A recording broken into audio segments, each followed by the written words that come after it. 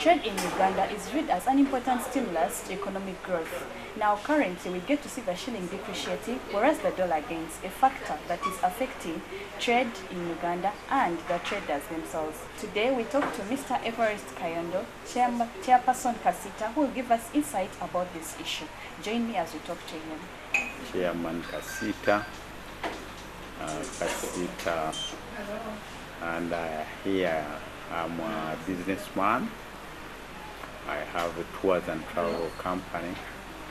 So if you want to ticket to travel anywhere in the world, you can come here, make a booking, and I can make your journey comfortable.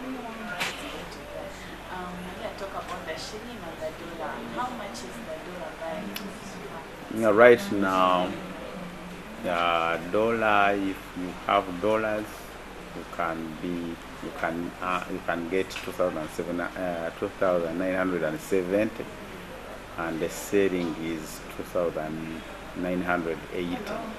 So that's the range. We've seen the shilling depreciating, whereas the dollar is gaining. What do you think is causing this? There are so many causes. Some are external, others are internal. That's what we think, because it can't be just one factor. One area which is external is that too, the economy of America has been peaking, and so the dollar is gaining a little bit of strength right from USA. But on the other hand, even here, our exports have been dwindling. The inflows which we're expecting, especially in December, are not forthcoming. And when we were looking, because our brothers in the diaspora usually send us some money over Christmas period, they didn't this time do it. I think the inflows were rather small. Then you remember what happened with the donor community. There is now reduced donor funding from our brothers because of this gay bill or act, whichever you want to call it, because it became an act, then it was thrown back to the bill level. There is also because of because sometime back there were direct foreign investors who were putting up their factories, and some of this money which we get, we have to pay back a bit of it in terms of loan servicing. And according to World Bank report, 41% of our outflows are debt services. So we are serving a lot of debts, which we took some time back, and about if it is 41% of our outflows, then again that is big portion. And exports were not so good. We did very well last year, but this year our yields are not as good as the previous year. So then part of the areas where we were mainly exporting, like Southern Sudan, the market is not doing well, and even Congo has its own troubles. So those factors all together, when we pile them together, they come and they impact on our dollar. So which of those do you think is the major factor that is fueling this? I would say debt servicing, yet we are not earning, yet we are not getting more money from our donor community, because part of the dollar, so part of the budget was being funded externally.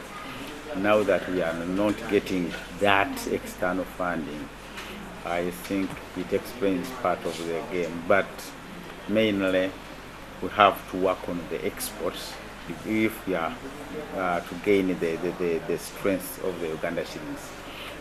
Now we are talking about stability not at the exchange rate per se. Yeah, because what we want is to avoid that volatility. Yeah. Uganda we do import more than export.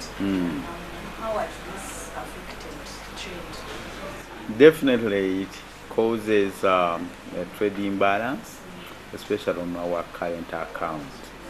And once we have a trade imbalance, again, that is one of the reasons why we are getting these problems of the depreciation of the Uganda shilling. But even when we look at both the trading account or current account and even the finance account, if we talk about the total balance of payments, again we have problems with what we are getting as investment from our brothers from diaspora or from even multinational companies, what they are investing us from here and what we invest outside. But most importantly, when they declare their dividends, they have to repatriate these dividends, and the repatriation must be done in a dollar. Again, it also causes a lot of imbalances. So at the end of the day, when we are talking about macroeconomic stability, we are talking about the 5 factors, but one of the major pillar is the balance of payments. What is being done? Well, because Bank of Uganda usually has some short-term interventions, which it does. Just as now it had knocked 3,000, and it was threatening even to go a little bit further. And once it starts dropping rules, usually is even speculators coming and they escalate the problem to other levels. But right now, what Bank of Uganda has done is what is expected of them is to bring in money in the market for the dollar, so that they can stabilize the market. You know, Uganda is actually for us, we are handling a regime where we have a floating currency, but some countries have a regime of free flow. Ours is a managed float. So with a managed float, you have to keep the reserves. Once the market is deteriorating, you pump in some money. Once the shilling is gaining too much, again you withdraw the forex, so that you keep it in the reserve, so that the stability is maintained. Because here what they are looking at is the volatility, the speed at which the exchange rate changes. What are those mitigating factors in this case? What needs to be done? Well, in the short term, I've said you have to the Bank of Uganda will come in with the reserve, but that is not a longer-term strategy. A longer-term strategy would be seeing government working on the exports. It has a number of alternatives. You can look at different nations, what they have done, because here in Uganda we had our cash crops, and the names of coffee, cotton, those were the traditional. But even when we tried to go into these non-traditional, like a fish, like rabbit rearing, like so I think what we can do, we can look at boosting the coffee sector, because it doesn't require a lot of input.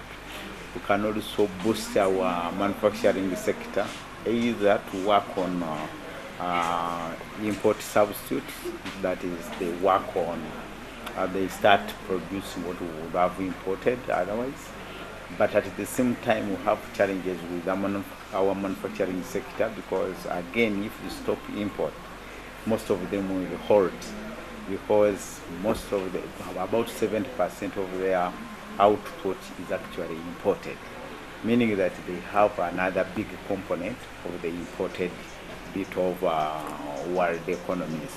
Number two is to also handle the business community, because the business community, they need to be directed in their investment. Right now, most of the bourgeois around town, they have been withdrawing resources from the trading sector and investing mainly in the non-trading sector.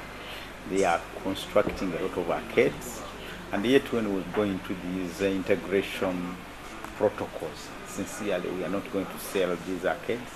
We want to sell products or services.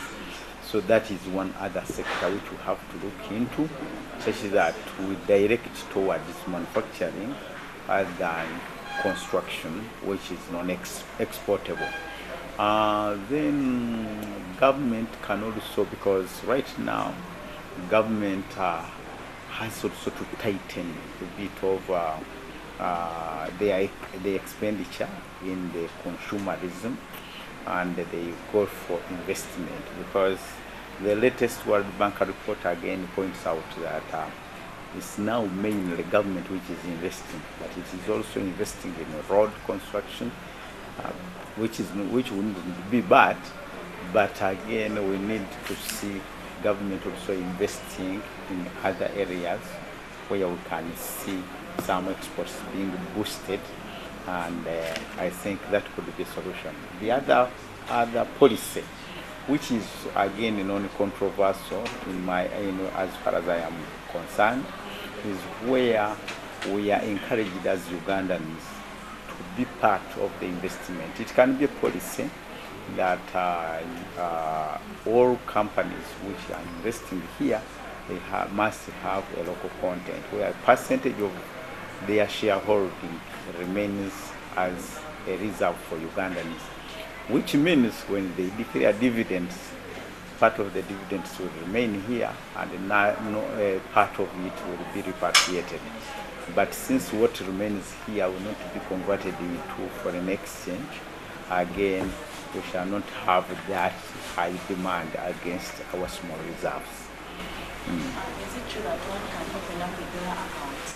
Yeah, you can open up a dollar account, which is okay. And I think the problem is not about opening up the dollar account, but it is about sending it out. What is the role of KACITA in this business? In business, we have a lot of, already we talk for the voiceless, we do a lot of arbitration where there are some intra-conflict between the traders, even where we have the non-business people, our customers, when they come and they are defrauded, or they buy something and they don't get value for money. Again, they can present their cases to KACITA, and not only to the business community, therefore we are also very important to the Ugandan community, because once you as a customer if you buy something and it does not function, we have a full-fledged desk in KACITA where we can help you and ensure that. So we also give business advisory services to our members. If you want to start investment, if you want to travel to other countries, what should you do? What best investment option can you try on? So we have business advisory services. We have done business promotions, and we have also held a number of competitions in the name of KACITA Quality Award, where we have awarded companies which can produce quality products which can be competitive, because not until we are competitive shall we be able to compete with our neighboring countries. Your last words to the traders? Traders, I urge you during this trying period, please keep the spirit, because when the going gets tough, it's only the tough will keep going. Otherwise, if you surrender at this crucial time, please, we shall have lost a revenant, and we need more revenants in order to keep moving. Well, hope you've understood why the dollar is shooting high, whereas the shilling is depreciating. But we all hope that it will be stable with time. This is Business Today. I'm Kara Ashaba. Keep watching.